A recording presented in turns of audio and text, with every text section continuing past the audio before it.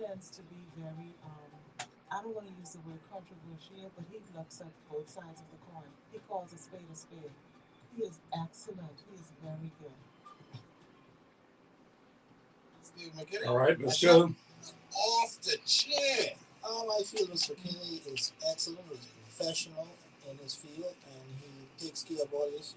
I listen to hard copy, but like to hear various viewpoints, and it helps. Okay. Hard copy is my show. Steve McKinney is my man. Well, it is 13 behind the hour, 5 o'clock in the afternoon. It's Thursday in the Bahamas. And of course, today we're talking with the people over from the COI. And they're here at the house today because they've got a lot to say. One wants to be in charge of the area called Fort Charlotte. That's my area. And the other wants to be in charge of another area who is over at Englerston. That's another wonderful area that a lot of people are needing good representation in. And so we're looking forward to seeing how well the COI will perform this time around in the upcoming elections, which is now scheduled for 2026. That's what they say. It may happen just before then. We don't know. But we do have the people on the show today. And of course, we're going to introduce them just momentarily as we talk here today on Hard Copy Live. It is 5 o'clock. Hard Copy is a presentation of the Mckinney Media Group. Copyrights 2024. All rights are reserved. The views, statements, and opinions of guests expressed on this show do not necessarily reflect the views of the host, sponsors, or operators of this radio station. No part of this program may be copied or reproduced in full or in part without the express written consent of the producers. That is, of course, the Mckinney Media Group. This is Hard Copy on the Mckinney Broadcasting Radio Network. And Hard Copy seeks to lay out the facts in simple fashion for the inclusion of all the Haymans and Bahamians at heart. The focus every day to move forthright in our manner to build a progressive and developing country. And our desire is for a Bahamas with a competent, skillful, and productive workforce. We want a country that can feed and sustain itself. We want a country with a brilliant, visionary action plan that's ready to embrace the future of hope and prosperity. We encourage like-minded Bahamians just like you to participate with intelligent and honest contributions. After all, my friends, we have a country to build. We've got jobs and industry to create, a people to inspire and empower, and generations of born and unborn Bahamians. We, the people, must protect and plan for. And if not you, then who? If not now, then when? On Hard Copy today, Daphney Ingrid Johnson, who hopes to represent the people of Fort Charlotte in the upcoming general elections. And of course, also with us, Faith M. Percentie. She wants to represent the people over in Englerston. They are both from the COI and wish to bring what they call real representation to the people in those constituencies. The COI is today, right now, live on Hard Copy, and they are posing as the new candidates for the COI. You know, they've named some 19 of them already. They have jumped the gun on this particular occasion because they're the first one out the gate with naming of 19 candidates so far. And the two that I mentioned just now are part of this particular grouping. So today we want to welcome them both here to the show. How you all are doing? You go first. Hi, Steve. Nice to have you. Nice to be here. Yes, absolutely. Nice to finally meet you. Yes. I have been listening to you for over... Don't say how long. I won't. A long time. Understood. So it's really, really nice to be on your platform this Absolutely. afternoon. My pleasure to have you all. Yes. And of course, Ms. Percentie, I've heard so much about you. I've heard that, she's a good candidate. That's what they told me a long time ago. And here I am meeting you right now for the first time. And I met the other lady last week from Freetown. She was very, very good at what she did. And I'm sure that you all are going to be just as good or even better because you have areas that you need to have real representation in. A lot of people, even in Fort Charlotte. Now, this is considered to be an area that they want to say is upscale, but it's not really upscale. We have our own set of problems in this particular vicinity. And of course, Alfred Sayers is now the MP for this area at this time. Gladys Hanna is Gladys Hanna Martin is the area MP for Englerston, as we all know. And they are two heavy hitters as far as the other parties are concerned. But we believe that you can tackle them. At least you can make this a spirited and very, very successful campaign if you are up to it. Now, I want to find out from you all just how you plan to do what you plan to do in the areas, because the people need help. They need help as far as the food store situations are concerned, the social aspects are concerned, the crime is concerned. This is in both areas. So it is like nothing for you to sit down here and talk to me today about what are the things that you plan to bring to the area to make it a little different than what has always been, for the most part, in those particular areas. Fort Charlotte, of course, has grown to an area whereas now it is not as good as it should be, and it never was this way. It's always a fantastic area, but for some reason, somehow we have fallen off it a little bit in this particular area. So I'm saying today that you need to tell me how you're going to convince these people that now time for a change. You bring the right representation to the area. You're both youthful and young and strong, I may add. And you want to make sure that you're going to do the right things. Can we start out with you, Fort Charlotte? Sure. Yeah. So, Steve, this isn't my first rodeo in good. Fort Charlotte. I Understood. actually ran in this area during the last general election. Is that right? Okay. Yes. And, during my time on the ground canvassing Fort Charlotte, I found that even though you said that people like to believe that Fort Charlotte is an upscale area, really and truly we have persons within this constituency that struggle. I know. I'm aware of it. That's why I'm saying that. We do. We have people that are in need in this area. In this day and time, people are living in this constituency who can't even afford to put food Is that right? on the table for their children, much less in the cupboards. Having food in the cupboards in this day and time, in this constituency and the Bahamas at large, is a luxury. I can believe that. Because inflation is real. The cost of living is really, really high in this country, and this present administration is not doing anything to ease the burden of the people. Okay. It's a lot, Steve. We are not the government. COI is not the government. But every day I get calls. I'm sure Ms. Percentie get calls, and other candidates, our leader, chairman, we all get calls from people needing help. Okay, so it really, really, really is depressing to canvass these areas, listen to the cries of the people, I can imagine, and not being financially in the position to really help these people.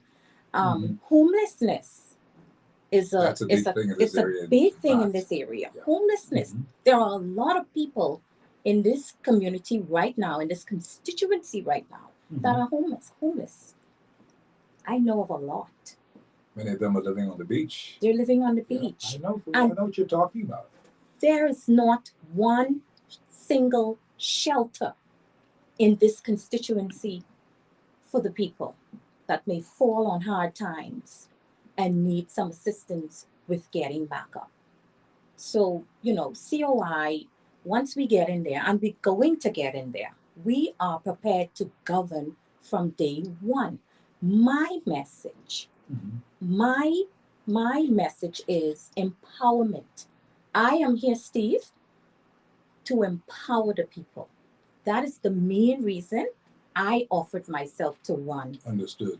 In this next general election. Let me ask you this question though, but when you ran the first time, that was the last election. Yes. 2021. A lot of people, they were able to get to know who you really were. You went door to door. You did some movements, and you got kind of good response. I did. So you were encouraged to now come back this time around, and you aligned yourself with the COI, and you believe that you are in fact ready now, ready to take on the day. And what are some of the things that people have been saying to you since the last time you ran, and now that you've been going back to them?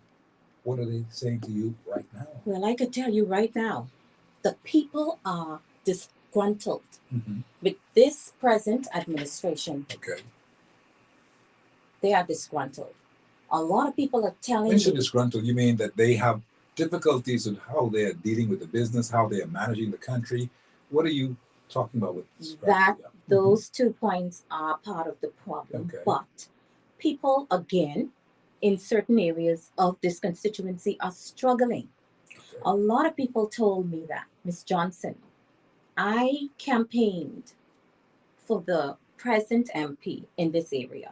And today, up to today, they've been in power, what now, 3 years? Yes, it is. Some persons haven't heard from their MP in this constituency in over 3 years. And that is not good, eh? They have not heard from them. Why do you think they've not heard from them? What have they been saying to you? Because, I mean, I understand what you're saying, because I in Fort Charlotte, I live in Fort Charlotte all my life. And I'm in Fort Charlotte. Right. And I can tell you that, no, we don't see the member of parliament the way that we should. Right. And I believe that because I am a man of influence in an area like this, every now and then they should pop in and say, hey, how you doing? Hello. Yeah. Because, you want to utilize the people with influence to make sure that you are doing okay. But I don't really see him like that. I cannot lie about him and say I just see him. I don't see him. Yeah. I believe that he wants to do better, and I believe that he should be doing better. But the truth of the matter is that if you can't see him, what do you do? And when people look at this whole matter and say, but we can't see him, we don't see the MP, we don't see this, and we don't see that, they're going to size you up and they're going to spit you out. Exactly. That is how the thing works. Yeah. And, another thing that they're saying on the ground is the fact that the MP looks out for a select few in this community. We need to move away from that. This Bahamas belongs to all of us. Very true. All of us. You can't just empower one set of people while the other set of people right in your constituency suffers. Come on, those people gave you the job to represent them. And now you're not answering your phone? Yeah. Hello? We need real representation in this community. And I believe, they're comfortable. In other words, they feel like they got this. The people ain't going nowhere. You think that's what's happening? That's how they feel. They really feel that way? Yeah. My goodness. I got this. So how can they have it and they're not seeing the people? I mean, Fred Mitchell, who's their chairman of the party, has been saying to them all along that from the day he got inside there in power, he said to them, listen, you got to see your people, you got to visit your people, you got to do this, you got to do that. And I believe the others in his grouping, they hear what he's saying, but they're not doing what he's saying. And as a result of that, you are coming telling me today, right now, that people are saying that they can't see the MP. No. Now, that's a bad report, simply because that's a reflection on him, because he can do better. He has the means to do better. Exactly. And he can do better. But what about you? Forget about him. He's now running, and I suppose he will run this time around, and maybe he'll. Some people are saying that they won't vote for him, but the point is that you got to concentrate on you. Exactly. What do you bring to the table now, and what is it that you want to really emphasize that for people to understand that you can showcase any problems that they have, that the present government has. You can showcase all those problems. That's not going to get you anywhere. Right. What are the things that you are looking at bringing into the fold of the people of Fort Charlotte? And this is a prime opportunity for you to say these things now, because it's 3 years out or 2 years out, and people want to know who this lady is by the name of Daphney Ingrid Lightburn. What does Johnson. Johnson, sorry. So, that's another name in my head. But they want to know who she is and what will she bring to the table that will tickle their fancy to the point where they want to support her wholeheartedly. Exactly. So, yes, my name is Daphney Ingrid Johnson, and I grew up, believe it or not, in Black Village, not too far from here. So, yes, I grew up in a setting like Fort Charlotte, in the poorer parts. So I know all too well of the struggle that the people go through. I have worked in the tourism industry for the last 28 years. Okay. Yeah. I am a mother of two, grandmother of two, and now I'm an entrepreneur. Very good. I do my own thing. And my message, like I said, Steve, again, is empowerment. I'm here to do what I need to do to empower the people. The mindset of Bahamians in general needs to change. Okay. It needs to change. Once we the mindset of the people. The mindset of the people of the Bahamas needs to change. The entire Bahamas needs to change. Okay. We need to stop settling for crumbs thrown from the master's table. Understood. How much more crumbs can we eat? Okay, so I want to empower the people of Fort Charlotte. I want to build a center where they can come, the people can come and learn new skills to empower themselves. I want to assist people with feeding themselves. That's another thing too. Food security. Yeah, the food thing is a big thing in this town now. Yeah. Because everybody's talking about how they want to do more to feed the people. Because apparently our people are just under this poverty line to the point where we're like somewhere about 43% on the poverty line. You're right there. And people don't understand what that means. That means that people need to eat. People need to eat. People, I understand, needs to eat. We're going to get to you in a minute. They know that people need to eat. People need to have something to eat every day. Every single day. And it's all the time that they have to eat. So this is not like you just walking through the park and you can just stroll and swing your hands and say everything is good, everything's good. No, sir. No, it's not. People now need to have something to eat. They need somewhere to live. They need shelter in their homes. Yeah. And these are real commitments that all members of Parliament should look at and say, we've got to really do something for these people. Yes. This is not a regular time, No. This is an unfamiliar time for the Bahamian people, Yeah. We've never been this low before, And as a result of that, people are now saying, boy, if only I could just, I'll just sell for a little corned beef and white rice. That's how people have just reorganized their whole lives because things are tough. Yep. Money's aren't going up. Things are very, very tough. You'll find that in the area in Englerston where you live as well. Things are very, very tough. Nobody wants to make a commitment to do anything better. Right. And you've got to see how best you can rescue the people. Right. You are the rescue team, You are the rescue team. You got to rescue the people. Yep. All right? We have to. Now, I want to also involve in this conversation to Miss Faith Percentie, because she has an area just like yours, even though people are saying, no, wait, Fort Charlotte better than that area. Well, okay, I understand that. But I'm saying the inundation of the Haitian national in that particular area is phenomenal in Englerston.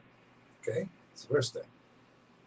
I don't know how you're going to get that area sorted out, because I go through there all the time now. So I got a friend who travels in that way, and buy some lunch in the area in that area. And my whole thing is that I'm amazed at the amount of shanty towns or shanty-looking towns in that vicinity. Now these are supposed to be good houses and all that kind of stuff.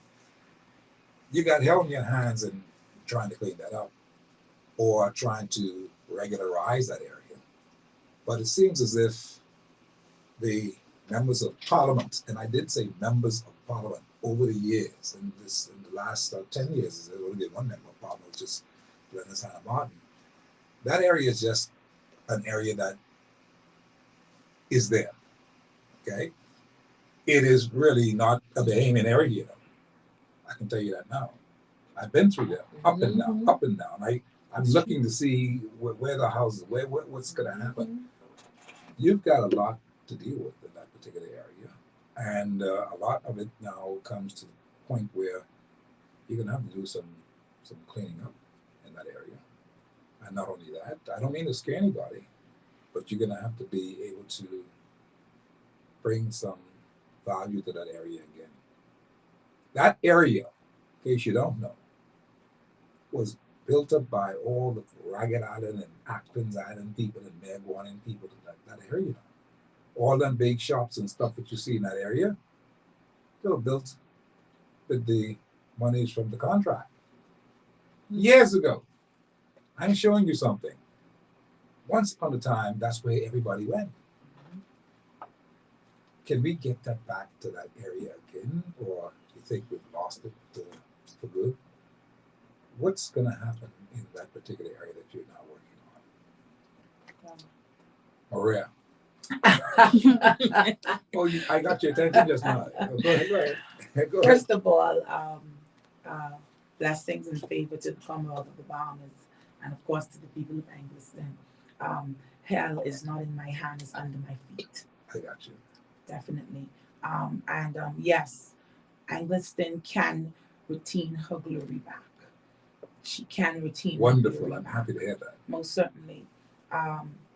As I canvass the community, and of course I had an opportunity beginning from last general election to really canvass the community from a political standpoint, but I've always been in the community from ministry standpoint. Okay. And so I have an understanding of what.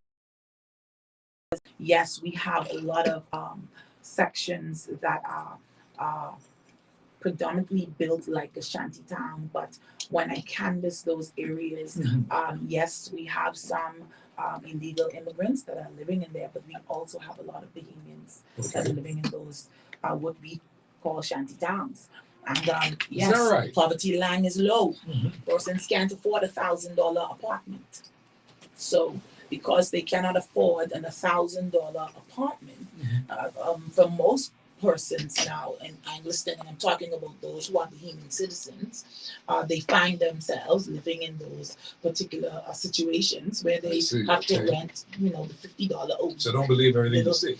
Not everything is structured the way that we see it. We have to look into it and find out what is the details and what really is taking place. So yes, we do have a heightened of illegal immigrants in that area, but there are a lot of our Bahamian brothers and sisters that have found themselves in those type of predicaments.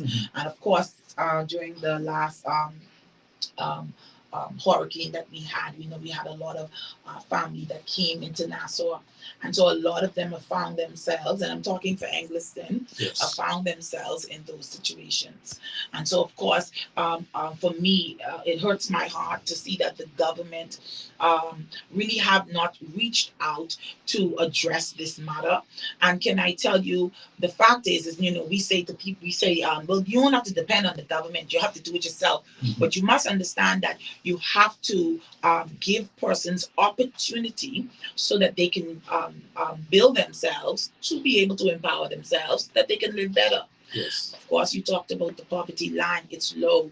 Persons can't find a job, and those who find a job, it's paying minimum wage. Minimum wage cannot sustain a family. I understand, yeah.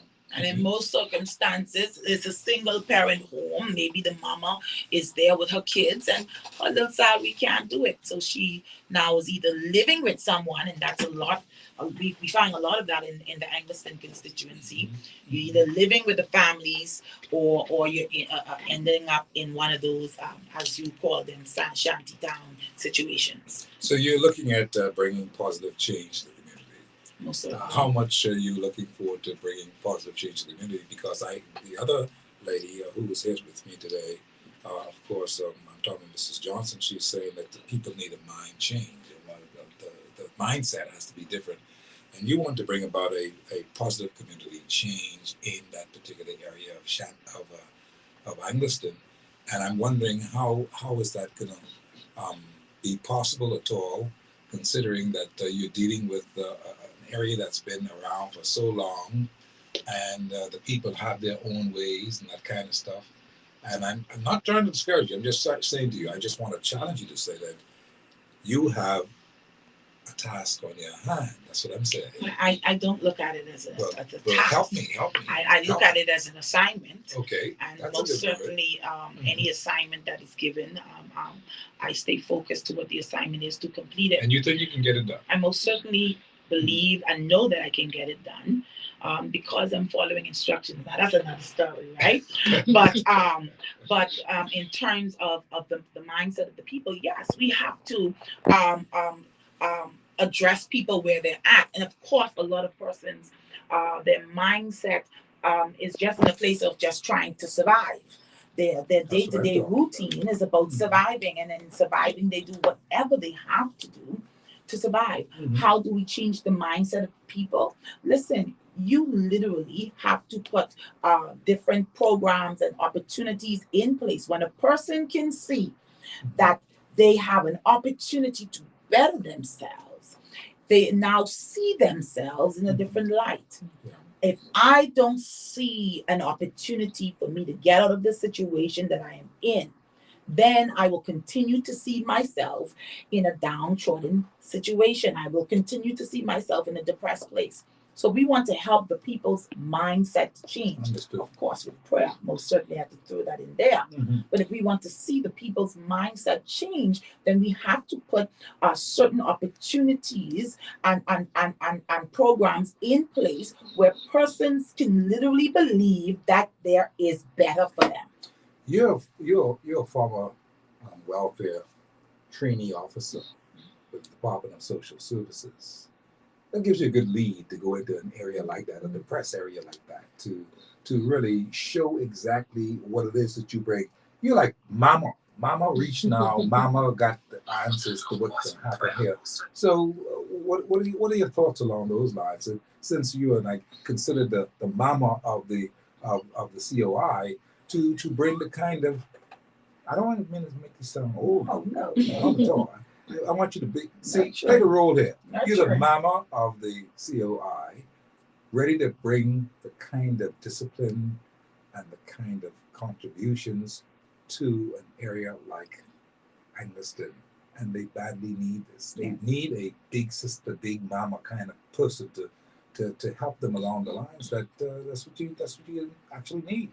Yes. What are your thoughts on that? Well, to be honest with you, during the time that I was in social services, I was in the urban renewal unit, and Englerston and Fort Charlotte were my areas. Right. They were the areas that, and so that's why I said I know I don't just know the community from canvassing, but I know the community from being out there and understanding what were the social issues that they were facing at that time and still facing now.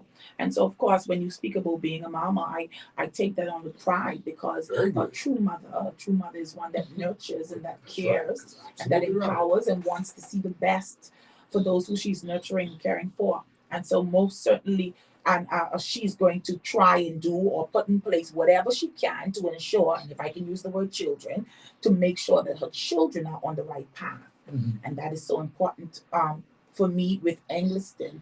The Englerston community is a long-standing community. I normally tell persons that Englerston sits in the middle of every other constituency. So we are the beacon. Therefore, we must reclaim back our stands. And Englerston is one of the oldest communities. And so most certainly the state that Englerston is in my opinion, Englerston doesn't have to be in that state. But there was no mothering taking place. And so because there was no You're mothering heavy, taking place. You're all right, You got it. There's no mothering taking place. We find ourselves in this position. My Lord. We find ourselves in this position. But definitely, we can arise out of the slump. How many areas you believe is under the same situation now, where the motherly love, the kind of nurturing that is needed in those areas, are not being done? Is that the landscape of what we're talking about here today, for the most part? Because the young lady from over in Freetown, she is telling me the same thing. I mean, she talked about the fact that she wanted to help with the people who needed the help from medical point of view, the people who needed housing, that kind of thing. I'm saying that a lot of these areas have been straight up depressed and neglected. Yes. But how did that happen? I mean, did we just move Comfortability. out? You just move out of the areas and didn't care anymore, and people don't care about the place anymore. Comfortability, and it's the government and the MPs got comfortable in their position where they didn't see a need to go beyond the basic that they did. Wow. And so and you have to understand that anything that you don't keep an upkept, it will eventually be ruined. And there was no upkept. If we look at Englerston is infested to the highest capacity with rodents. Yep. Oh my Lord. And of course we do have a garbage problem in Englerston. And I say we because that's where I live, right? And but something can be done. We live, and I'm going to put it out there, we live in the 21st century. There are different devices that are out there that can be used to insert within the community that can get rid of the rodents. It's a matter of research. It's a matter of testing and implementing. But when we have a don't care attitude, or we are comfortable, or we don't feel the need to mother, we don't care, or we don't live in that area. And I'm not knocking anyone, but when you're not feeling what the people feel, then it really doesn't matter to you, right? This is the issue that we have. But the rodents problem that is in Englerston can be solved. I found a solution to it. I'm waiting. Okay. That sounds good to me. You hang on to that, because I want to see what you're going to get done for the people of Englerston, and I hope that they understand exactly how terrible the situation is and how bad they want it to be finished with. But I wanted to ask you something. You and of course Mrs. Johnson. It seems as if the people of the COI, the executive of the COI, they are furnishing people in the various constituencies with people who have the know-how to get some things done. That's a good thing. It's a very good thing. They are furnishing people of the constituencies with people with the know-how to go in there, get involved, not afraid to roll up their sleeve and get in there. I saw Dr. McGyver the other day picking up the garbage down there in the area of the West, where she is residing in herself in out West. She was doing the garbage in Gambia, picking up all the garbage and that kind of stuff. And it was a very, very pleasant picture to see. Here's a pretty lady picking up all this garbage, and she got on her gloves and everything, but they're prepared to go down and get what they're doing done. That's a good thing. I see, again, Freetown. they're doing what they have to do. They're doing some stuff. And see, when you can't minimize the women's role in the area of politics, is what I'm saying. And I think you all are the fresh blood that people need to see right now. Nurturing, getting the families right, getting things right. And I think that's a big ticket in this political race this time around. I mean, it's fine to have pretty girls here and there and that kind of thing, but if you want to be a beauty queen, that's up to you. I mean, go ahead, that's fine. But you see, you need to also have some people who have the know-how, do what they have to do to get the jobs done. And that is what we're talking about, because you need real people on the ground to make this thing happen. What are your thoughts? I think, Steve, the people who have been selected and sits with the Coalition of Independence, we are the people, and if I could say it in that term, I understand. because we have been feeling the effect of government after government, and we are tired. I don't believe that we just stepped. Well, I'm going to speak for me. Yeah. I didn't just step forward and say, "Oh, I want to go and run." Obviously not. I saw where there was no future for my children. I saw where the children around me were suffering. I saw where the senior citizens around me who have worked for so many years are suffering. Yeah. I had a problem with that. Guess what? In having a problem with that, I tried on my own to accord to help in the community. Yes, but helping from this point is not sufficient. Do you understand?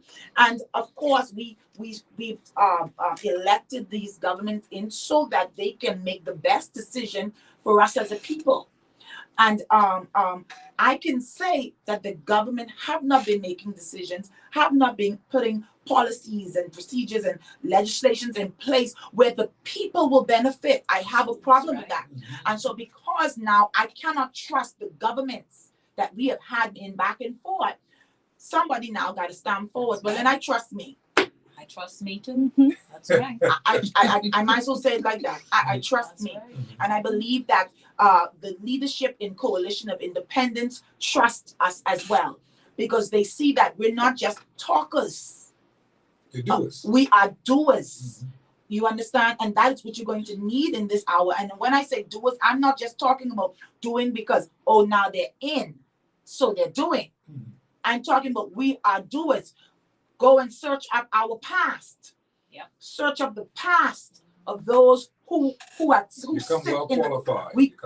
Exactly. To do what you're doing. And so it's a passion that comes with it. So our leaders don't have to say, well, hey, go and make sure you're in the community with your people. We automatically going to go in the community with our you're people. from those communities. That's Exactly. the most amazing thing. See, I'm hoping that people will now take another look at this thing and seriously take a look at it, because you've got to find out who these people are, who they're sending to us. And if they're not from your area and they can't represent what you are representing and the key things that you need to have done, you need to send them out to play. You need to find people who are totally within the confines of your area and they're keeping pace with what's happening in your area. When your garbage don't ain't pick up, theirs ain't get picked up. But then that's a problem, Steve. I got to jump in on that first, because once you're going to talk about the garbage, that's a problem we have in Englerston. And one of the issue is that they have now privatized the garbage disposal collection. And so now when the garbage truck. Of that from earlier in the year when they were doing that, then they didn't pick up the garbage around here for about three months. And I got on the radio and I did the whole thing, and then they came and they said, "Oh no, we didn't do that. The garbage truck was just break down," and that's what they told me. But the garbage truck is collecting on one side of the road, and the people on the other side of the road can't put their garbage in that garbage truck. What is that? Well, tell me, what is that? I need somebody to help me with that, because I'm not understanding that in no capacity of the way. So they only collected certain people garbage. So certain garbage is being collected, or the garbage truck is only for a certain area. But if you through one corner, Steve, I mean, like my children say, make it make sense. Yeah. If you through one corner and the garbage truck is passing through the corner, how are you telling me that, oh, it's only for the persons on the left side and not the persons on the right side. I'm not understanding that. So I have to make a call on that. So now what we have persons now saying, well, let me pay you. Let me pay the truck, the man in the truck who driving the truck. Let me pay you on the $20, on the 10, so you can stop and get your garbage. So that's even further taxes on the people. We don't have to experience that, Steve. I know we don't have to. We don't have to experience that. We don't have to experience anything that we are facing in our little country. And I say little because of the amount of people that we have, but we are a great country. We don't have to experience we don't have to experience the level of health care that we experience in. It's supposed to be free. I will preach today. You open the door. It's supposed to be free. Our health care is supposed to be free. Our country can be in a better position. Our education is supposed to be free. You understand? We have persons in our, listen, I've come across some skilled persons in the Englerston constituency. I got some plans for Englerston, Steve. You hear me?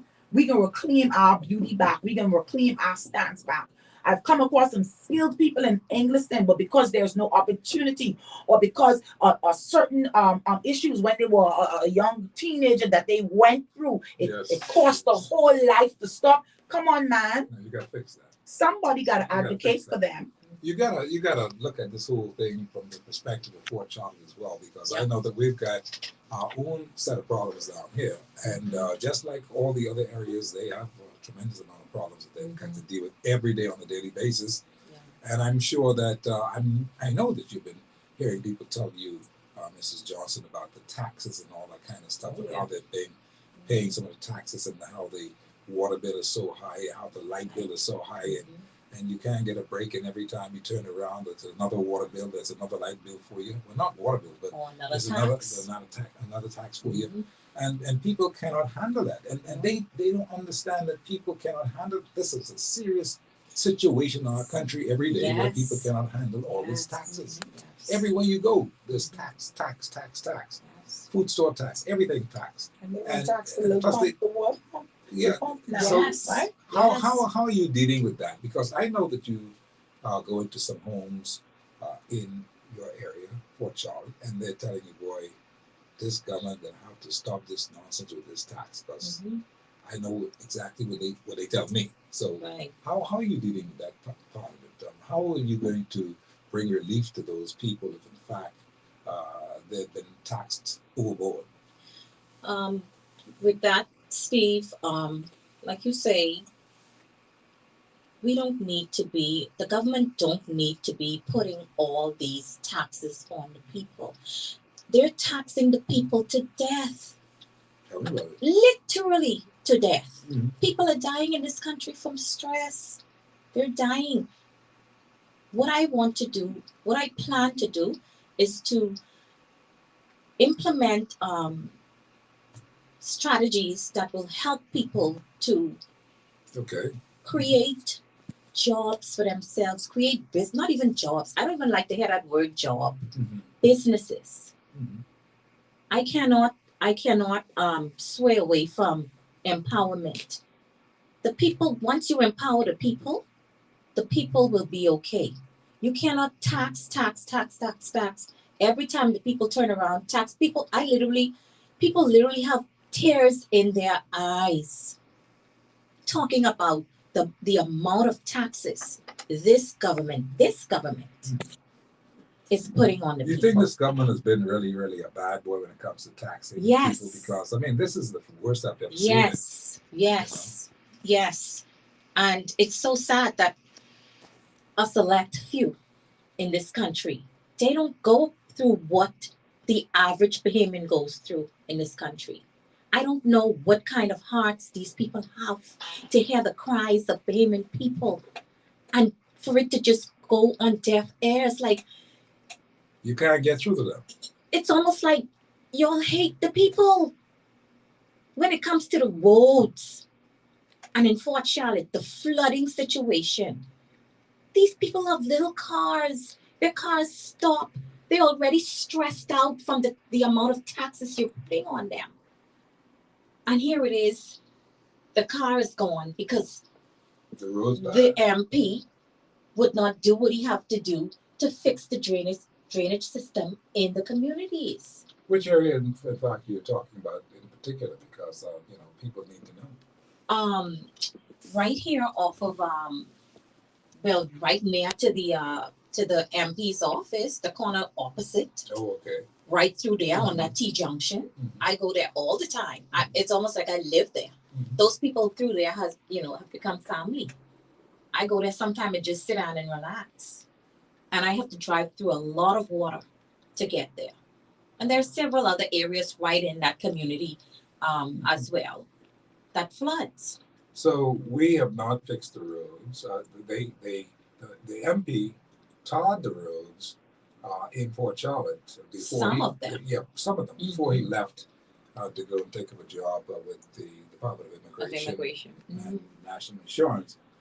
But they never finished the roads. Now, my biggest complaints about the roads in Fort Charlotte is that all these side corners that you see here, and the radio stations in Fort Charlotte, Right. 32 Gibbs Lane in Fort Charlotte. Let me just show you something. They've not replaced any of the speed bumps through any of these corners. And the people come from Nassau Street, wheelie in, make it 1,000 miles an hour, literally, I'm telling you that. And they speed through these side. This corner is only about this big. This big. And let me tell you something. I'm fearful that somebody's going to get knocked. Not another car, but I'm talking about a human being. I've been on the radio for months since the member of Parliament paved the roads, which was a very good job. They paved the roads, but they never put back any speed bumps. So Gibbs Lane is a modern highway. Everybody from out west and from Fox Hill comes through Gibbs Lane to make their way to work, whatever. They see this as a shortcut. They don't go on West Bay Street. They don't go on the. They see this as a shortcut. And let me tell you something. The people are speeding on this road so much so that I have a grandson. He cannot go outside. The situation is lock gates. I cannot have him even attempt to go across the road. See, this is bad. We have that same problem in Englerston. That's happening all over the place. And I'm saying, you got to be wanting people to get killed because the cars are speeding so fast they cannot even stop. They will hurt themselves. They are reactive.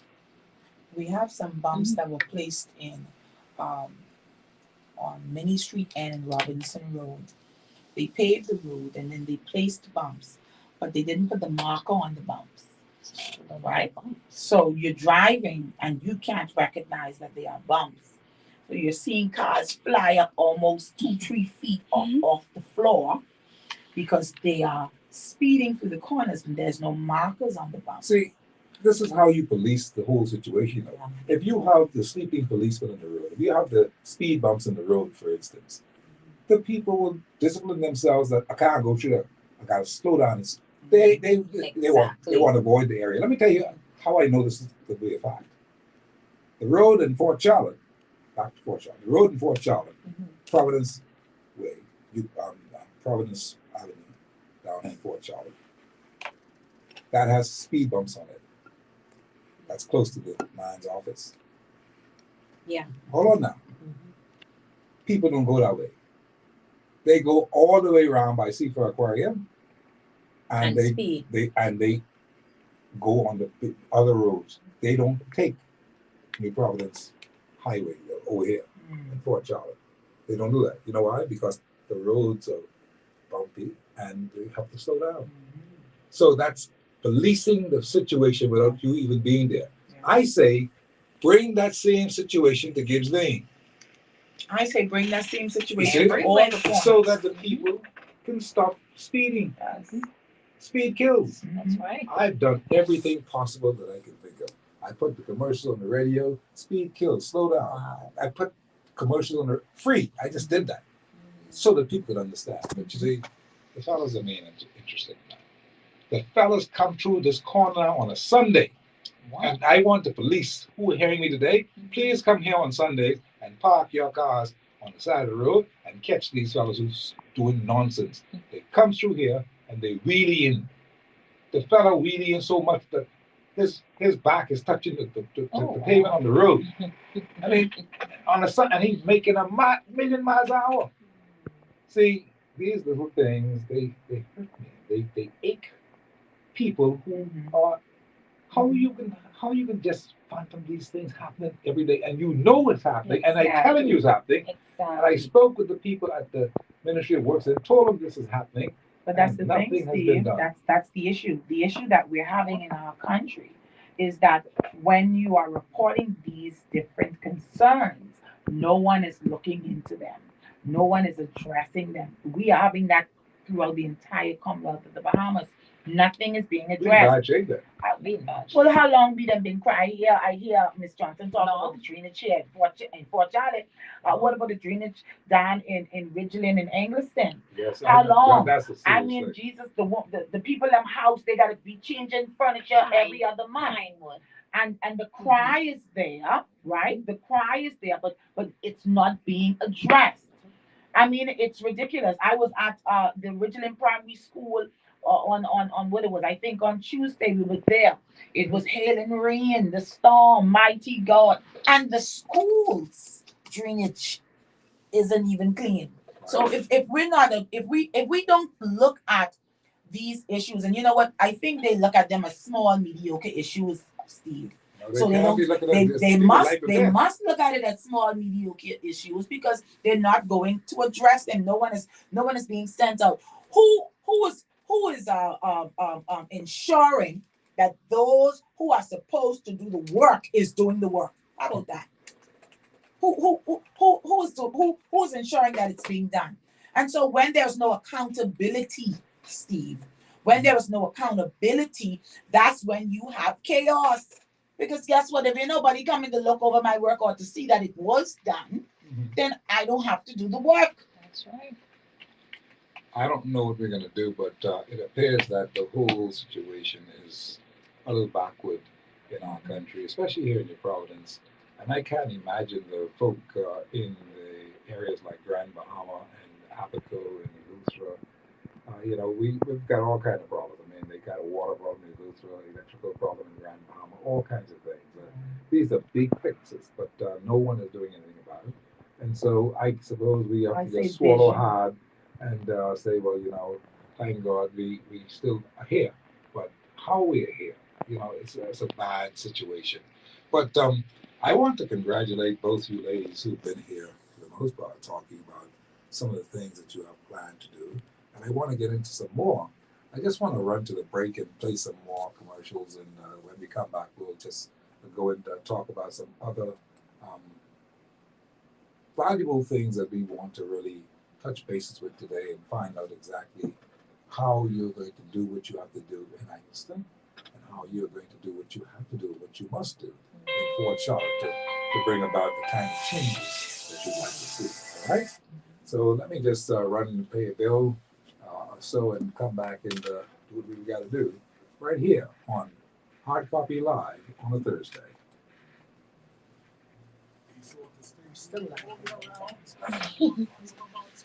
Hello. Hello. Yes.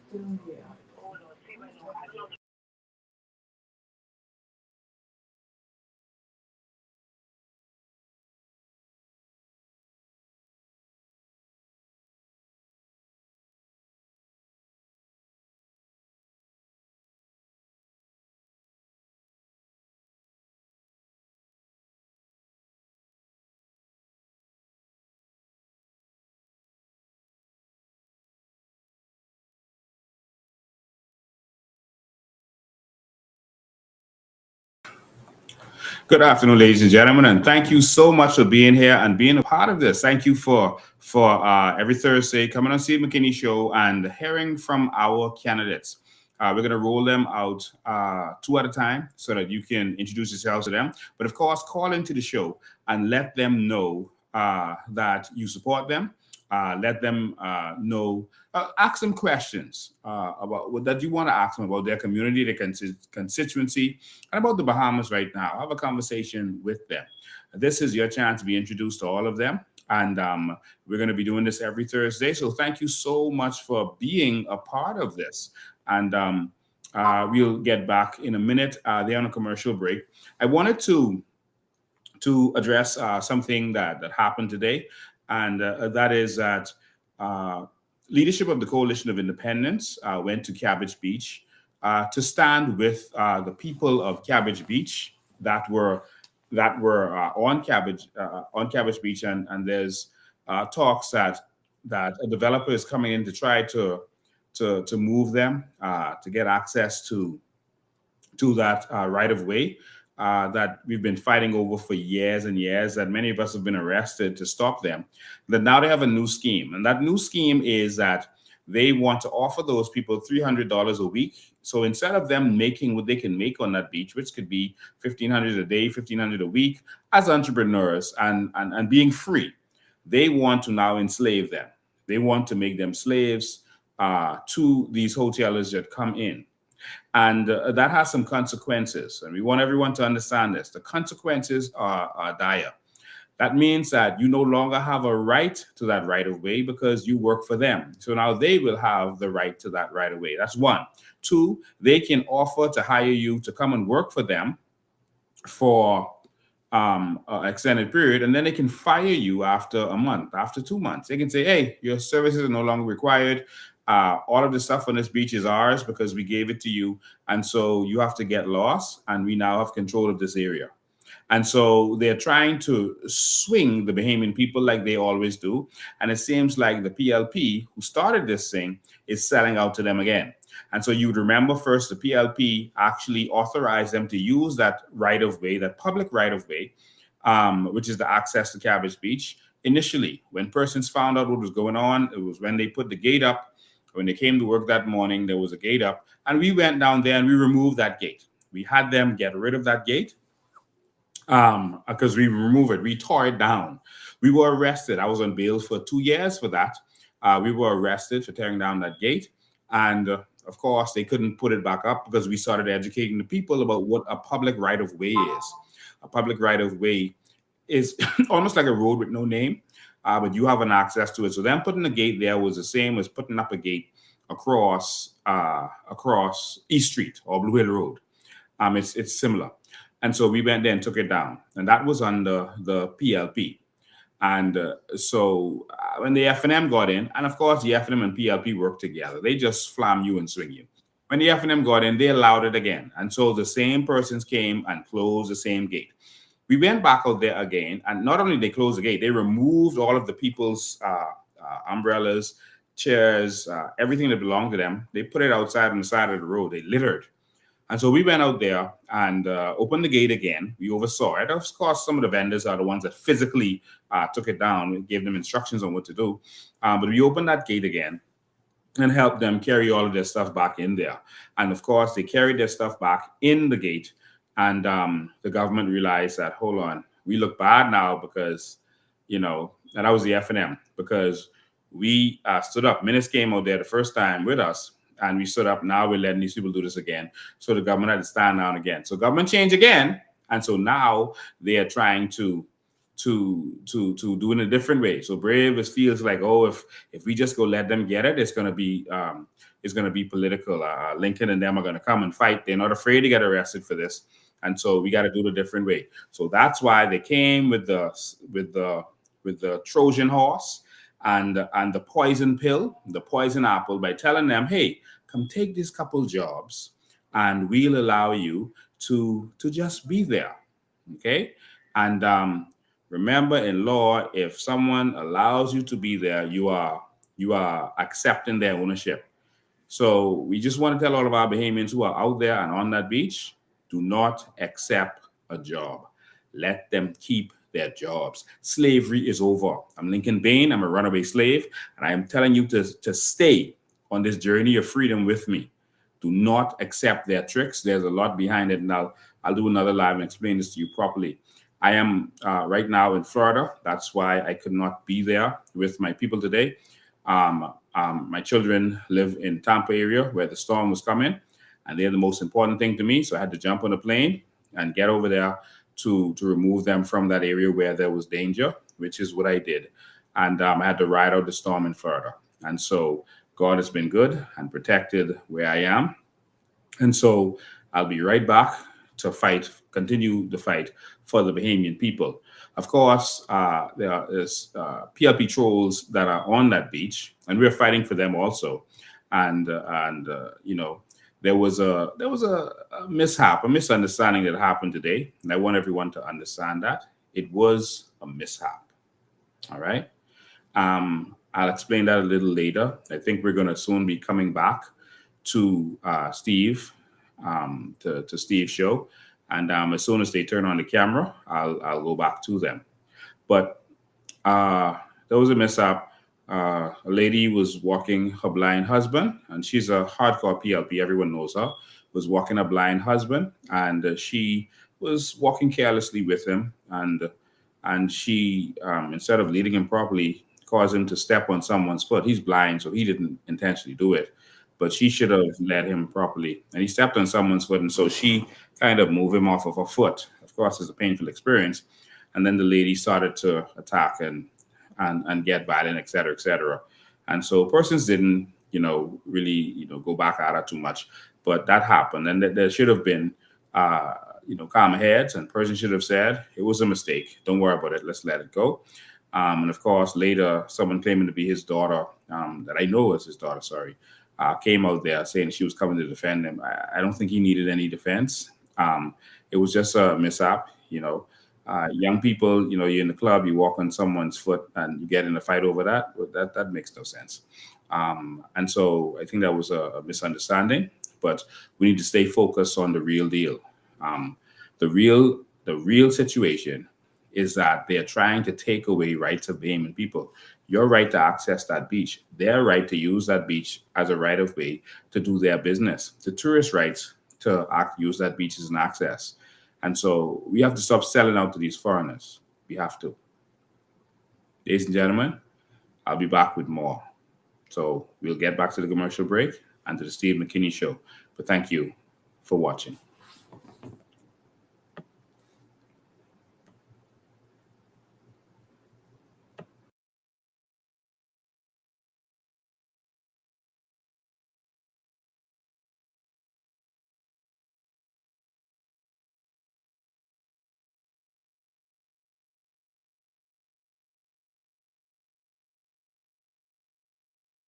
Is happening. I mean, we know that area is a low area, and don't you think that the people should have already done the government, whoever, the developers should have done something with that area to rise that area and make sure that you don't lose so many. Boy, Steve, I right now when I got the house, I was happy, right? You don't have to get your own things, right? Right. But I saw it buy it. You're sorry you bought it. You're sorry you bought it. You got your own house, but you're sorry you bought it. In this area. Hmm. I can't sell it because you know what you buy it. So, what are you hoping to see happen in that area? You going to depend on anybody in the government. All I know, Steve, I want the government to do is help us. Listen, I just had bought in my house a couple of months ago. Maybe I know what I mean. Mm-hmm. Flood again then, I was blind, I couldn't have a daughter. But now I can see. But see, I don't know what that's going to do with this final kind of area, okay? I don't really know what I can't say, Steve. But you gotta want better. Don't you want better? Yes, I want better, Steve. Well, if you want better, how are you just gonna just relax and just say whatever they do, whatever they do? I mean, you've got to make an effort to make sure that these people don't be doing no fool and they taking good care of you. See, I don't want everybody getting there doing the same thing to us. Better get it. I'm not saying there was two ladies here, but I'm just saying to you, everybody get it. They say what they can do, but they don't do. Okay. So you don't feel in this country, Higgins? Tell me about it. You don't feel they got their pension to go shop and get groceries? Tell me about it. And when you get your pension can pay light, water, phone, get food deals, the food's so expensive, pension gone. You know? Yeah. So I don't know what they can do. See, Well, what you gonna do? You need to go and change things for people who you've been voting for. That's what you need to do. You need to change them. Steve, Yes, ma'am. you see what they right there? How much time they change the bill in Congress? How much time? Steve. Steve. Yes, ma'am. How the bill run the time? What's called the name of the bill in these areas? Who they are? Well, the officer late night. Right? One side. In this road. Mr. Remy. You got it? Yeah, Mr. Rami. Oh yeah, you talk. Yeah. I remember Mr. Rami. Yeah. Okay. And what they do with that? Nothing happened for them. Same party. That's what I'm saying. Right. Well, listen, I hear what you're saying. Give me a second. And boy, I know that it's not easy. It's not easy being one of those persons who have to vote them in. And good afternoon, caller. How are you? All is well. Awesome. Yeah, I just want to say something about what the last caller said just now. I don't want people to like, make people how a person's think, right? I hear a person say, other persons want to get in Parliament just to do the same thing that these two parties are being done. I just want to be this clear. Let me just clear this up for you, right? You only had two parties running this country for the last 52 years. All right, to be clear. It has never been a new party running nothing. It's always been the PLP and the FNM. All right? You can't say, or you shouldn't say, that someone who's never been there or persons who have never been there will get in and do the same thing. Okay. And that's fair, right? That's like if I have a business, right, and I fire a cashier for stealing. Should I hire another cashier and call the cashier thief? No. I should hire another cashier, but be mindful that it's possible that this can happen. Absolutely. Give them a fair chance to prove themselves. Absolutely. Right? You're right about that. So yeah, I just want to say that, it's time for us to You can't judge a book by the cover. You just gotta give people a chance, and you can't say, well, all of them like that. They don't all do the same thing to me. But you've got to understand the woman's right. The woman has been there for 32 years. She built a house in that place, and she's not gotten a good deal from nobody. And the whole thing, she's discouraged. And that's what discouraged people sound like, that they sound that way because she's absolutely discouraged. And you got to understand that too. So put all that in the mix. And hopefully you can say to her, well, give some other people a chance, and maybe they won't do this nonsense to you, what the others have done to you. But you got to give yourself a chance by giving them a chance as well. Correct. Yeah. That's it. I got you. Right. But she must be mindful that there's only been two parties doing this thing. Yeah. So you want better, you have to do better. Absolutely. They say if you keep doing the same thing, expect a different result is entirely right. Mm-hmm. So if you keep putting the PLP back there, you keep putting the FNM back there, and you keep getting the same result, what you expect, I appreciate the call. Yeah, that's it. Thank you. I got you. And that's how it is. I mean, he's right. You got to give other people a chance. See, if something don't work for you, and it don't work for you again, and then you give another chance, and it don't work for you again, now, time for you to do something. You got to fire them. They ain't waking up for you, buddy. Fire them, start again. Start all over again. And that's all this thing is, That's it. This is the science of it. Right. You start over again because these other guys have not worked with you and they have not benefited you in any which way. Woman talking the price high, people can't afford grocery. That's the same old story. No matter what you do in this country right now, I got the same problem here. I want to do other talk shows, talk about other things, right? And I'm telling you, people say, Steve, man, the people, they ain't got no food. They won't let me go anywhere else because this is a crisis. It's a crisis. And we've got to deal with the crisis. And I'm hoping that COI will deal with this crisis. It ain't your fault, but you can come in and aid the people fix the thing. Show them just how we're going to try to get these things done for you to be a benefit of what we are trying to get done. And talking about that, what is it that you're trying to get done? Do you want the people to be a benefit to what you're dealing with in the COI these days? And tell me how. How's that going to happen? Go ahead, Ms. Percentie. Well, one of the things that I love about the COI and that we are pushing, and we say, of course, the ideology of the COI is that we believe that the Bahamian people should benefit in every area, especially from our natural resources. And of course, these are means that are there, that are in place, our carbon credits, all of these things are there, where we know that if it is put in place and structured by the right people, and I gotta say it like that, the right people who will ensure that the people of the Commonwealth of the Bahamas benefit, then we will see the rise of our, like I say, the new Bahamas. And that's what we are looking for. We are looking for our people to benefit. Man, you gotta benefit in some portion of the way, right? Yeah, no question about it. So if you ain't got no food, you can't find no place to live, you can't get no job, you can't open up a business, what's happening? What's happening in our country? What is being put in place that our people can say, okay, well, I didn't benefit from this portion, but I benefited from this portion. The Coalition of Independence is saying that when we come in, we're coming in to ensure that the people benefit from what belongs to the people in this country. Do you feel the same way, Madam? I feel the Johnson? very same way. This is a rich country. This is a rich country. This God gave us this jewel of the sea. Why do we have people in this country crying every day over the cost of living in this country? When the COI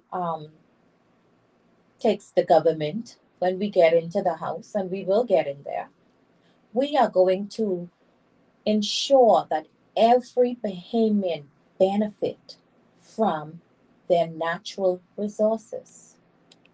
Why do we have to borrow, and then the expense from what you borrow falls on the back, not on the back of them that borrows, but the back of us. IMF. Everywhere IDB, you go, yeah, Monetary Fund. yeah. And now that you borrowed the money, we are the slaves to the lenders. The people crying, and you're living life. I ain't get none of that money.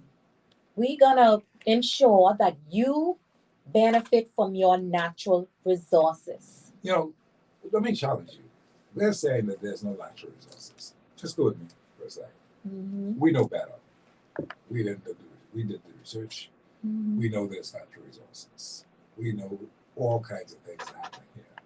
We know the aragonite, the carbon credits, so all kinds of things that bring about natural resources in this country. We know about it. They can't fool us with that no more. That's a bygone era that they were talking about. Perry Christine and talking about that. That's nonsense. They know it. And we know ministry, there it is. The point what I'm making is that now that we know that, how do we tap into what we're going to get done and get the things, the products and stuff made for us in the Bahamas, or bring in the professionals who could get this thing happening to make it happen for us in the Bahamas? Because the Bahamian people really do believe that we have natural resources. And we've been saying all along, the abundance of the sea, all those things that happens in our country, fine sand. I mean, we just talked about it yesterday on the show what I did with the Nickel and Seymour. We have it all right here. God has blessed us abundantly. We have more than we need. We have things that we can give away and all. But for some reason, we are not into it because we're too lazy, or the leaders are just hoggish and taking everything for themselves. You see? And so I'm saying, what are we going to do? I want you to hang on to that. What are we going to do? How are you going to help us to define this whole matter of the natural resources we do have, and how we're going to further develop that in the future. Hold on for a second. Hard copy, how are you? Good evening, Steve. How are you today? Very good, thanks. How are you today? Good. Good evening, guests. Good evening. Good evening, caller. This question is for you both. After all the negativity, all the rah-rah about the COI, what inspired you both to represent the COI? Why? Good question. You want to go first? Well,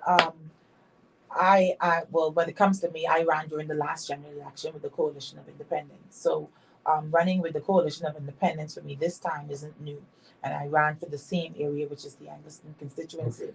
Mm-hmm. What pushed me to run with the Coalition of Independence? Two reasons. One, because I looked at Vision 2025. I looked at what was the plan that they had pushed out in reference to the Commonwealth of Bahamas. And I saw where this was vision that was possible, one. And two, of course, again, I take this not as a task. I take it as an assignment. So for me, I'm on an assignment given by God to ensure that our people come up out of Egypt.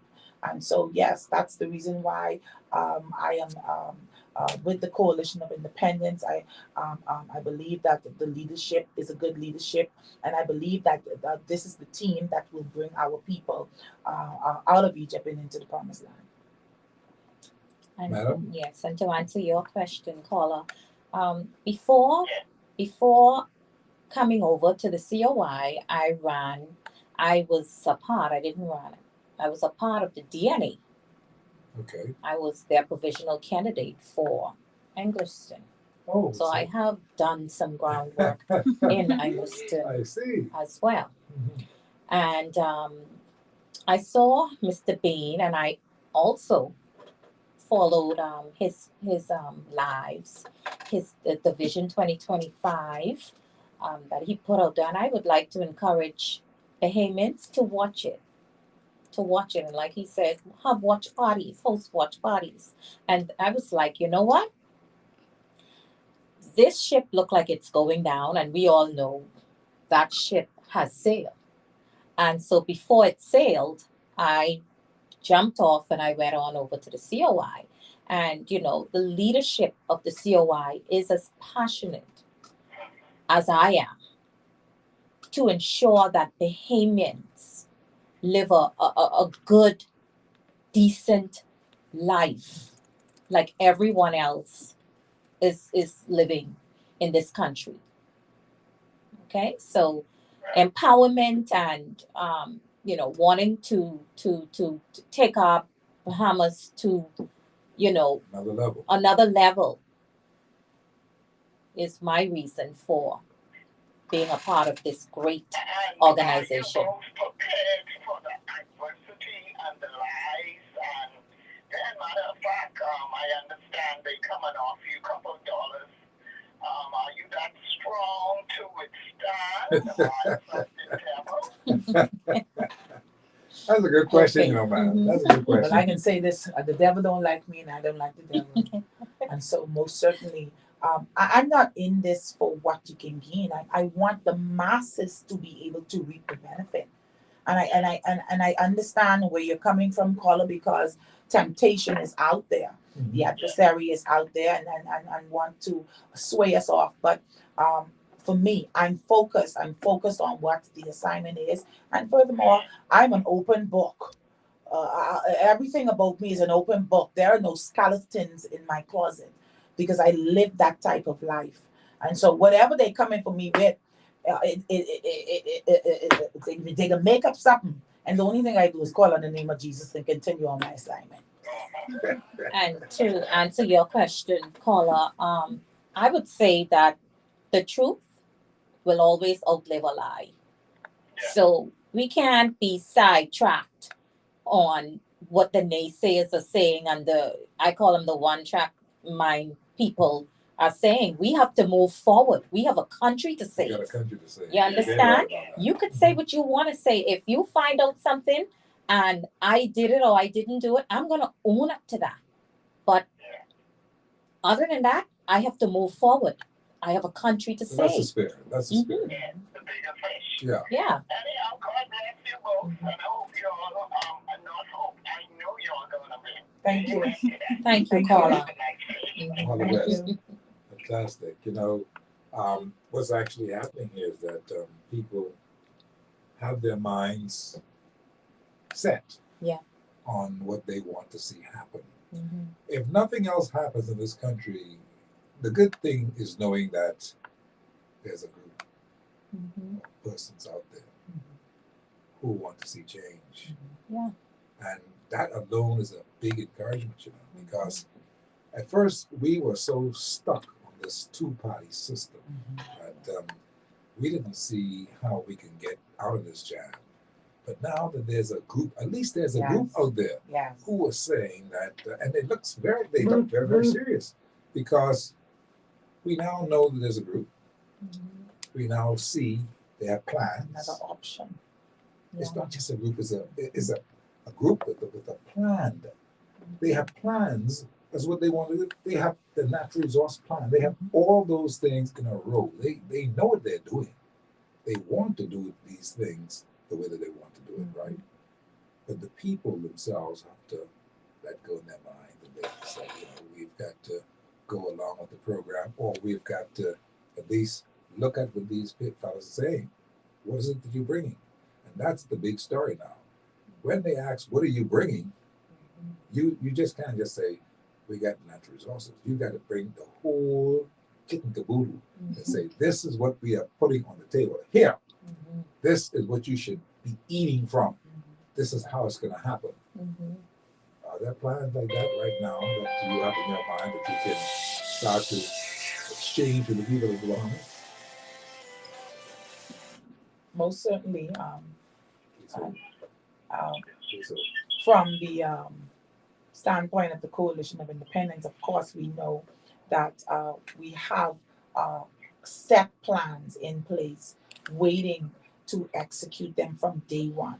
And of course, if persons have been watching the lives of our leader, Lincoln Bain, and even our deputy leader now, who has been putting out our chairman. So I believe that persons know and understand the strategy and what is in place, so that when we get in power, what we will do from the first day for the first 100 days. We have an outline for that as well.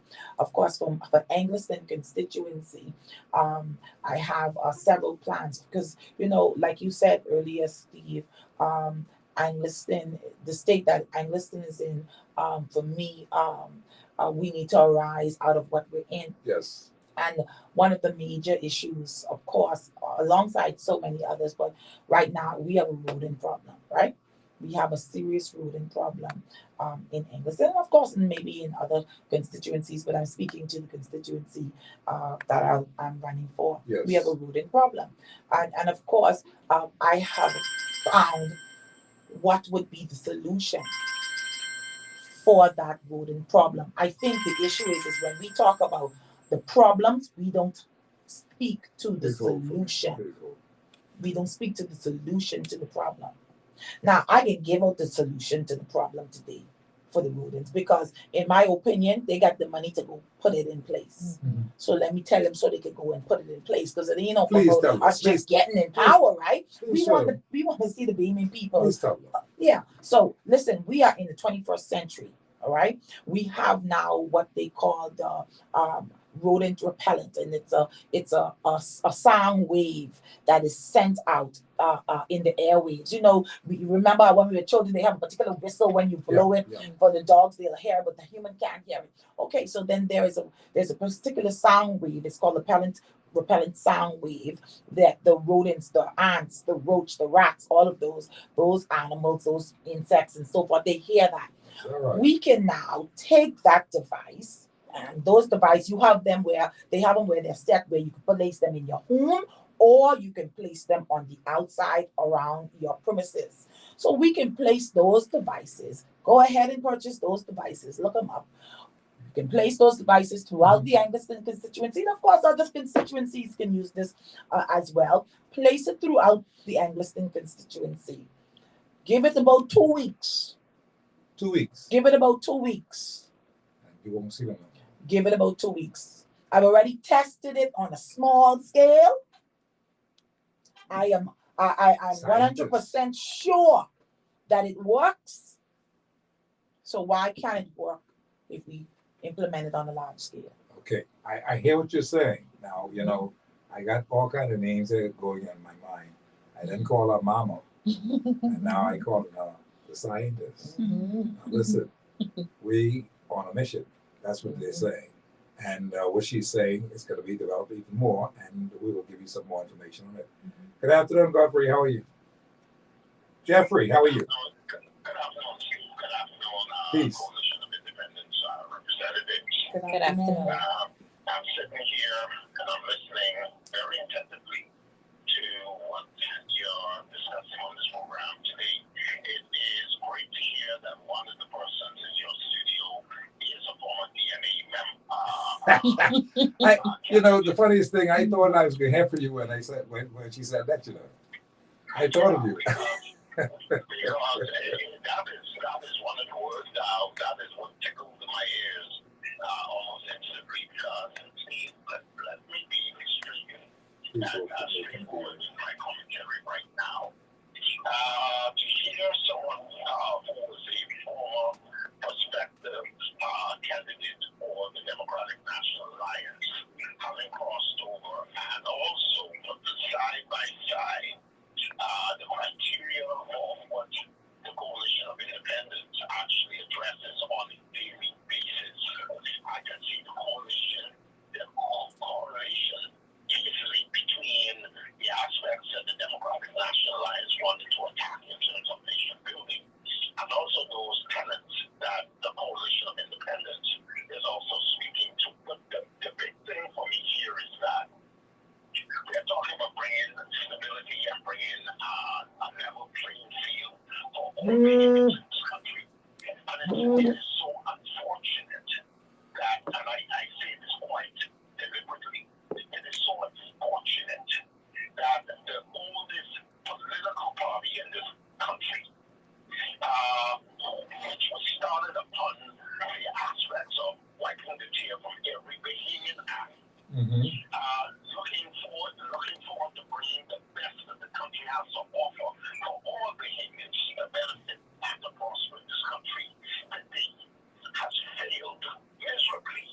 2 years in with this current administration, and the average Bahamian in this country right now, I'm saying this thing with a heavy heart, but also understanding the dynamics of how people in this country take politics and really treat people when they compete in a party that was supposedly so much for the people, and have failed miserably in bringing that level of relief that the vision that they spoke to, that they would bring to the people, but yet today the people still continue to be denigrated in this country because of their political choices, denigrated because they critique the current government and their policies that they pass that has not in no way, shape, or form benefited the average Bahamian in this country. But all that could possibly change now, my brother. All that could possibly change, because you got a COI there,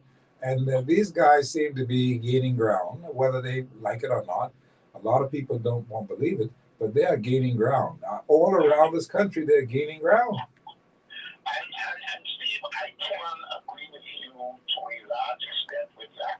I mean, there's still some things that I would like to see the Coalition of Independence actually put forward to the Bahamian people. Right. To really get them to understand what really is the real mission of the Coalition of Independence. But let me say this while it comes fresh on my mind.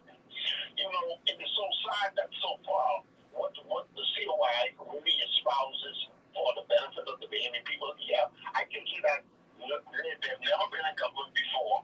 They have some really great ideas on how to push this country forward, and there are some things that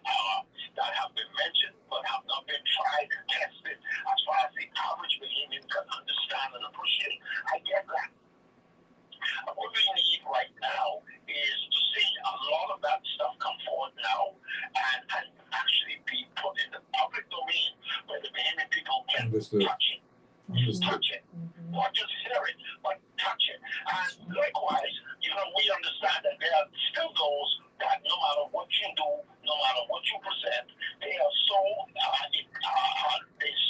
polarized to their particular political party. Despite the shenanigans that the parties are doing, they will not change because they claim they were born that and they would die that. Yeah. But I'm going to tell you, I believe that if we are able, and I'm saying we now, because I am a nation, I do consider myself a nation builder. I do consider myself as being one of those persons when they come down to God and country. I will fight and die for this country.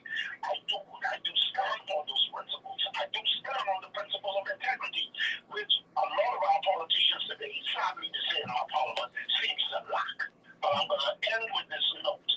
The Coalition of Independence, the DNA has done very well in this country as a third force. We did quite well in the time frame that we had. The Coalition of Independence now is on the periphery. They are now getting the traction that is needed. You guys need to reach out to all of those persons, like I said, despite of party affiliations, despite of the love for other political parties. I believe that if you reach out across the board and recognize that this Bahamas is not going to go forward with just the ideals of the Coalition of Independence, but for every right-thinking, rational behavior that cares about God and country, reach out to the rest of us. Let's have that conversation around the table, because I can tell you, there's no way this country can continue on the pathway that we are right now, and we expect our country to succeed and be prosperous going forward 2026 and beyond. We have to fix this problem now. We got to get everybody around the table regardless, and let's have that conversation on how we're going to build the new Bahamas going forward as a people. Well said. Well said. Well said. We got other calls on the line. Yes. Good afternoon, caller. How are you? Good afternoon, caller. How are you?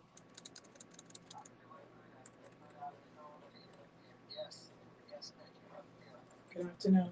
Good afternoon, caller. Slow.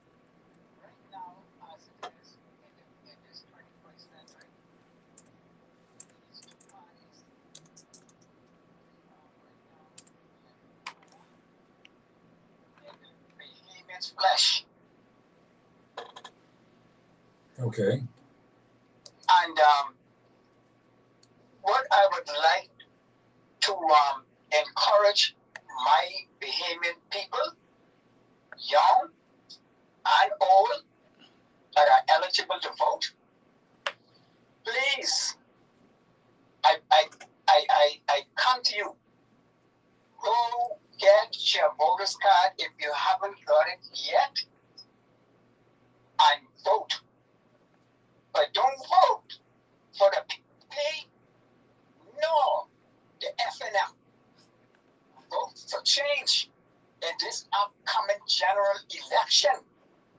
Because, let me say this to you, Bahamians in general, if you don't do it this time, get it right this time, we might not have another time. So you better do it now. Do it the right way this time. Because we have learned over the years, decades, that these two major parties, they are not interested in the Bahamian people. As long as they can get their way and get their pockets greased and full, they ain't checking for us. So we better put new faces, all new faces, in that House of Assembly. And Bahamians, let me put that out there. Bahamians, we need a Bahamian party in Parliament as of this next election.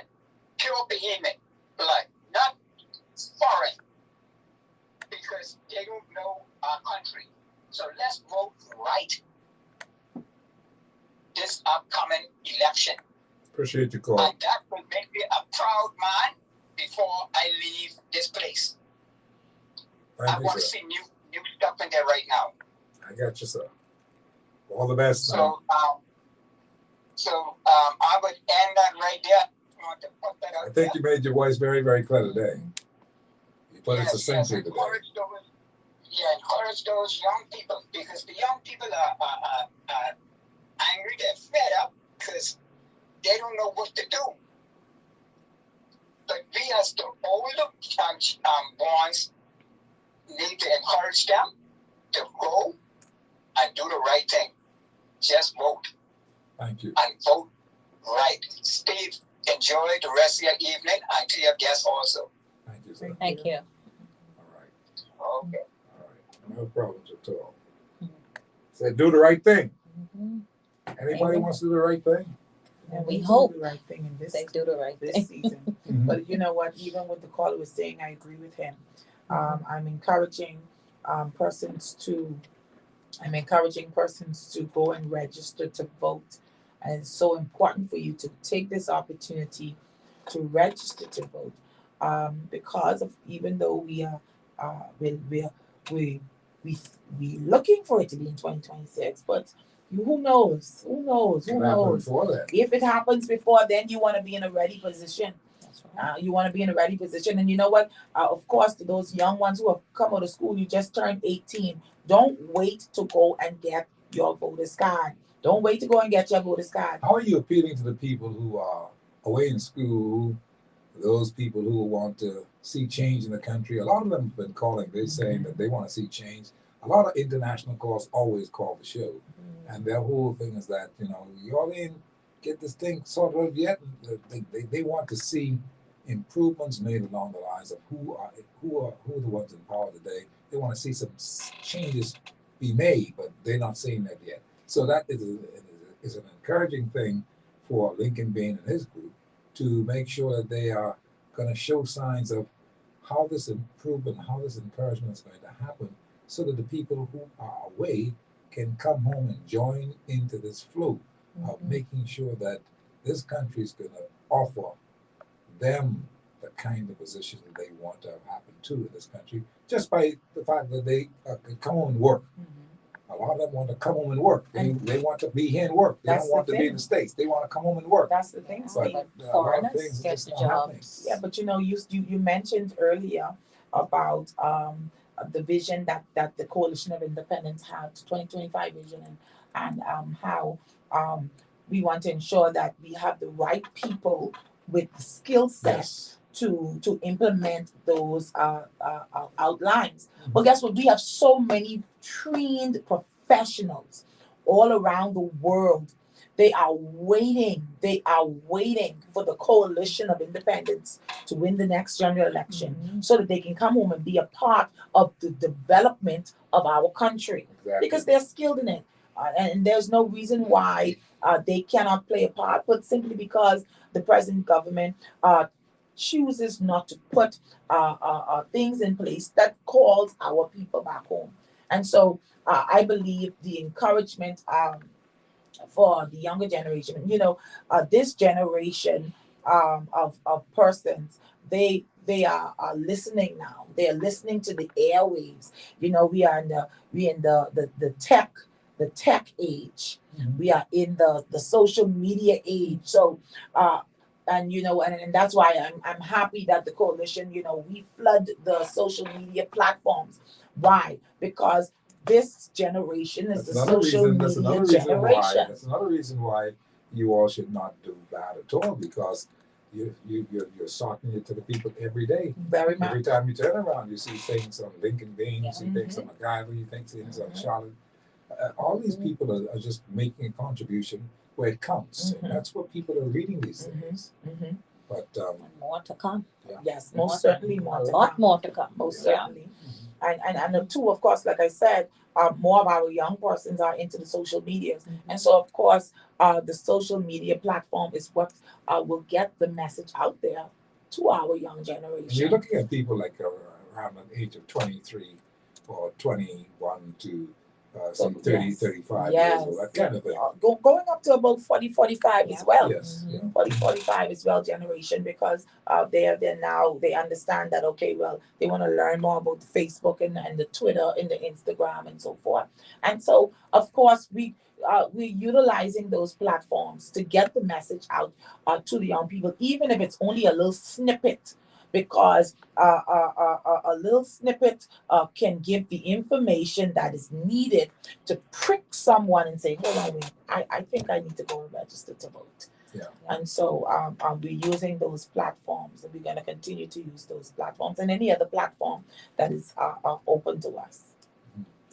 So, Mrs. Johnson, what else do you have to tell us today from the area of Fort Charlotte that is enlightening news to us, especially those of us who are over 60? What's happening for the people in Fort Charlotte? Are they getting the kind of things that they need to see happen right now, other than the old age pension, that kind of stuff? Are you seeing some improvements, or will you be bringing some improvements in other areas that the older folk who have grown in the area and who have made their contributions to this area, can they look forward to some things that will be special, a special bundle that will be coming from the COI? Yes. As I canvass the constituency of Fort Charlotte, for the elderly, we could be doing more, because this constituency is how old, Steve? Fort Charlotte is Fort Charlotte's always been here. Yeah, we've been around because from that time. Because we Fort still Charlotte's have always been here. we still have people and still using outer toilets in this constituency. Even elderly people have to leave their dwelling place to go outside to a building that's not even the best to relieve themselves. 51 years later, we still have people doing that. Still have the people using all the pumps. And the water pumps, the outer pumps, that kind of stuff. yeah. And when it comes to the elderly, I want to do more. I want to build like a center for the elderly, a home, somewhere they can go and spend a day or even stay, because a lot of the elderly in this constituency, they are being forsaken. I'm hearing it all on the ground. The complaints, and while we're speaking about the elderly, let me just talk about some of the complaints that are coming from them, especially in the Rock Crusher area. They have a situation with gunshots being fired every single night, motorbikes riding up and that. You asked me about the elderly. These are the things coming from the elderly. So this is something that I have to fix for them. You have to make it comfortable for them. So building a center for them, for the elderly of Fort Charlotte, is a way to get them out of their homes, away from the chaos. Yes. Somewhere where they can enjoy with their peers, persons with same age, and just live out the rest of their lives, peacefully.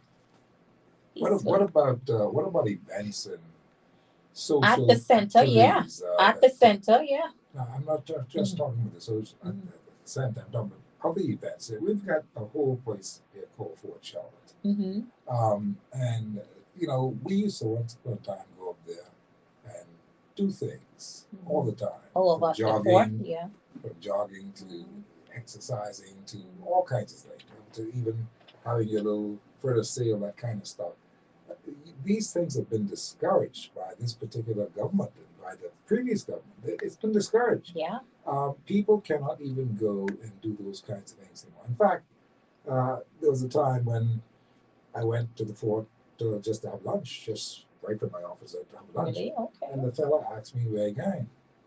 I said, the security, right? Yeah. I going right here. He said, what you going there for? I said, that's where I can eat my lunch. Because I was like, you gotta be crazy. You asking where I going. I said, that's why I'm gonna eat my lunch. He said, yeah. He said, but you gotta pay. I said, pay what? I said, my boy, listen here. I said, you don't know me. You don't know who I am. You don't even know what I bring to you. I've been living in this area all my life. Exactly. You come here talking about pay for what? I said, I'm not paying to go anywhere. This is to go through the air on top of the fort. See, what he meant I had to pay to go to the fort, to the actual fort, Inside, to the fort. right. Inside, yeah. But he didn't make that clear. So when he got that when he got that to me and I understood what he said, I said, oh, you mean to go to the fort? I said, I'm not going there. I want to eat my lunch. He said, oh, okay. But you see, the whole thing with them going to the fort, you cannot just go there and do things anymore. They're not stopping you from doing it, but you've got to be almost pushy. Yeah. This just happened 2 weeks ago, Really? Yeah, I'm here living in this area all my life. Was he aggressive? Because No, I know of aggressive He wasn't aggressive, but his attitude wasn't right. You see? Yeah, I've encountered one. The point what I'm making is that the first thing is this is what I know. You can't charge me to go to no fort, not me. No. You can't charge anyone from Fort Charlotte to go to no fort, not them. And they have this rule that they have. They don't even work in Fort Charlotte. They don't even know when it's Fort Charlotte. And I'm talking about right now. Who has implemented the rule? Yeah. Exactly. This is the antiquities They people. only, I believe that the antiquities people entered that rule. Yeah. But you see, I'm just showing you a point. The point is we used to go there and do these kinds of things a long time ago, and it should still be a part of what we are doing every day. If those people want to go and do it. Exactly. But now you don't have any place to go.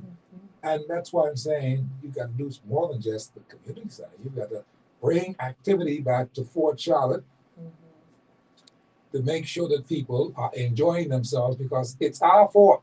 Right. I agree. You follow? Yes, sir. And we need to take ownership of our fort. And we will. So I'm hoping that you got plans for the fort as well. Yes. Yes. All right. 7 o'clock on the button. I just have to get that stuff. You understand this? Yes. Maria. You understand what I'm saying? Maria. That's fine. That's fine. Englerston has been in the house with me today. And of course, her name is Faith Maria Percentie in Englerston. She wants to represent Englerston. She's been there before, and she wants to go there in Parliament. She's asking you to consider her so that she can bring real representation to Englerston. Then, of course, I've been talking to today with Mrs. Daphney Ingrid Johnson. She wants to represent the people of Fort Charlotte. She seems to be okay to me. I like her. I think that she's going to be a good person to have in the mix.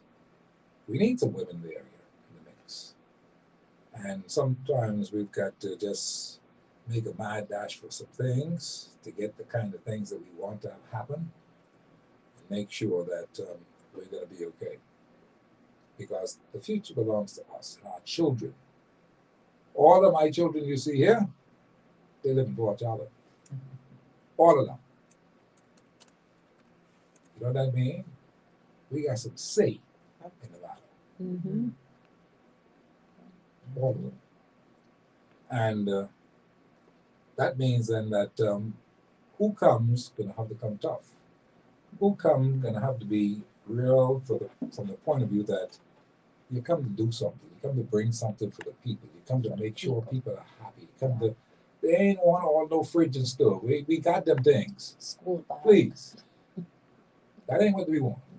We want to see true representation in an area that is a beautiful place to be called Fort Charlotte. All the tourists from all over the place come here every day. Stop in the farm, stop in the yard, looking at the trees, everything. They know what life is supposed to be like. They love this kind of thing. They see the chicken on the thing crowing, laying eggs. You understand what I'm saying? that's real development. That's what we are supposed to be known for. And you can have people telling others you can't do this, you can't do that. Not in Englerston. Let's get this thing right now. We've got to make this thing happen. I wish you both the best of luck. I seriously mean that. Mrs. Percentie, I think that you mean well for the people. You bring the spirit of a good attitude, spirit of a big mama, spirit of a scientist, talking about that whole thing about the rats, the infestation of rats and all that kind of stuff, germsy and nasty. We can't have that. No. You got to fix that area. Most certainly. Try your best. Just try your best. Ask the people to assist you in helping to bring this kind of thing to fruition. That whole thing you're talking about, the sound wave thing, Yes. Get that happening. Yes. Get it happening. You see? And that's how you're going to show people that you mean what you say what you mean. And if they see you doing that effort, hey, I believe that they'll assist you and support you.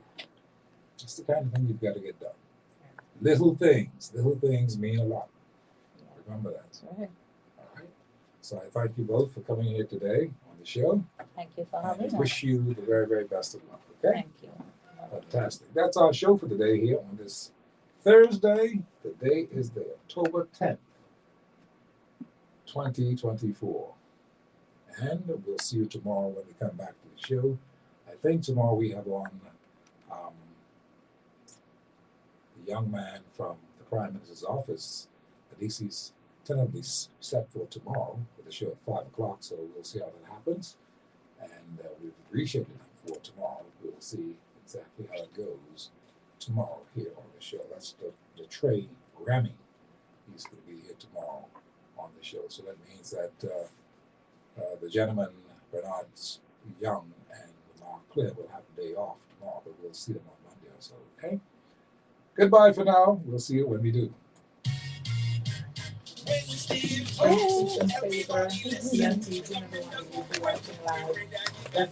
to do what we do in Englerston. Listen, we're going to need some sponsors so we can implement those raps because I look forward to hearing from you. God bless.